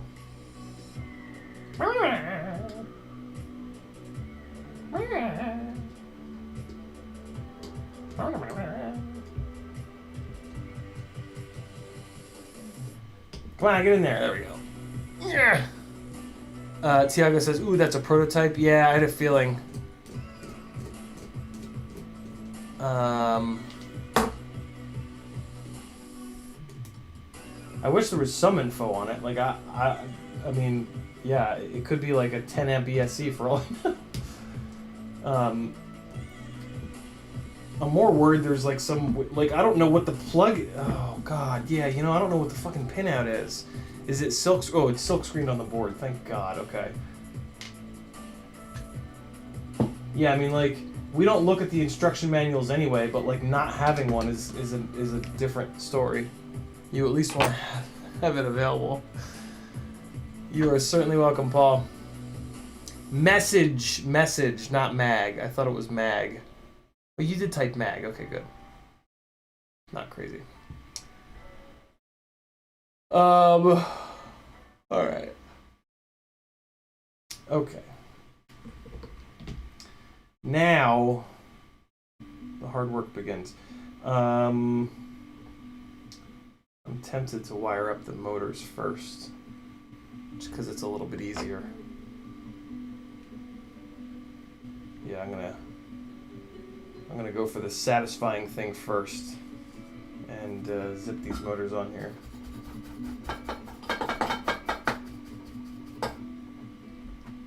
Zip, zap, zippity zab. Here we go.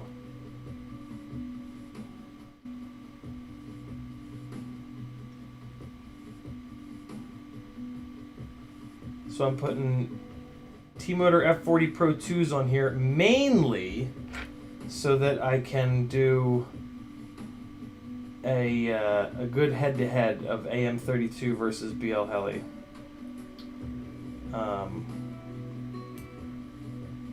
Flight controller will be different, but it's still an MPU 6000 flight controller, so, and that's really all that matters, so it's fine that the flight controller is different from the normal ones that I run.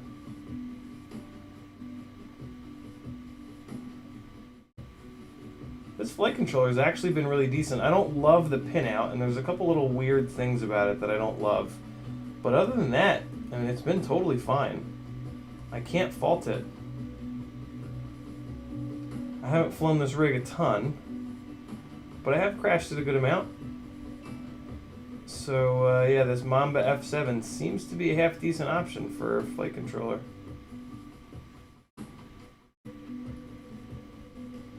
Which is good, because all the other effing flight controllers that I like have been discontinued.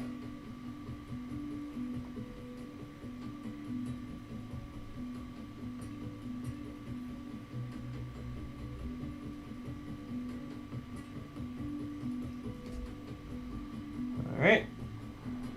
Is that flat on there? Yeah, it is.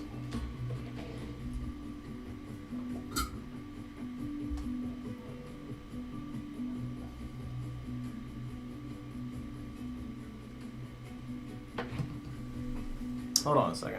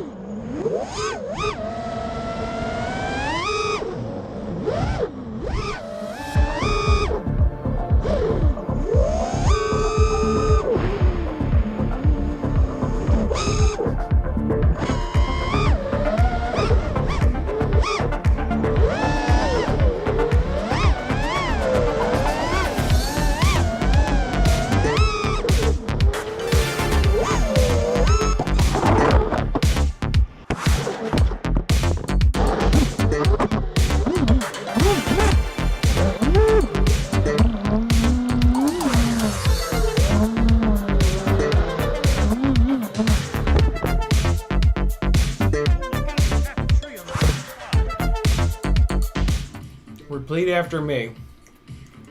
Fly your rigs like you hate them. B-Man, you should get into, says you should get into the T-Motor F7s. I think you'd like them. I have one. Somewhere. I have one, but none of these flight controllers are dying. And I'm not gonna switch until they die. Ow.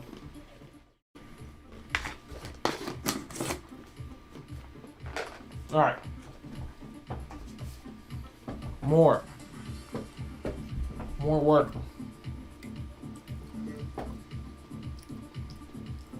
How long has this stream been going? Anybody know?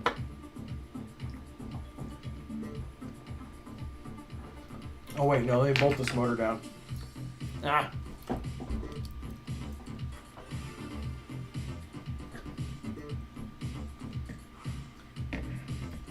I gotta move this race wire back a little bit. That's okay.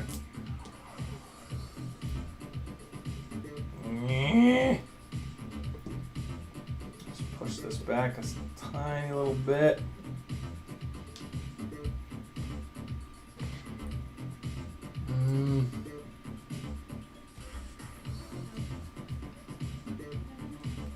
Well, this is a hot jam here.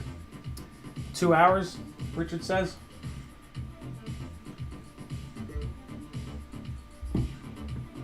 All right, I'm gonna do the. I need to be better about doing this. I'm gonna transition this over to a Patreon after party stream. So if you want to continue with this build right alongside with me, you're gonna have to give me $3 if you haven't already. So yeah, I'm gonna wrap this public stream up, and then I'm gonna launch a new stream for the patrons to make sure that I'm giving them their money's worth. If you'd like to jump on and help me keep doing this full time, it's gonna cost you 10 cents a day. Jump on over to CiottiFPV.com and yeah, get signed up on my Patreon page. CiottiFPV.com, the very first link is to Patreon, or just go to Patreon and search for CiottiFPV, and I'm going to be over there. So thanks for hanging out. This has been your daily public stream. I'm going to put in another hour or two over on Patreon and hopefully finish this up. Maybe not, though, but we'll see. Thanks for hanging. You guys are awesome. I'll see you again tomorrow. 3 o'clock Eastern Time. We'll do some combat mode over in Velocidrone, so that'll be fun.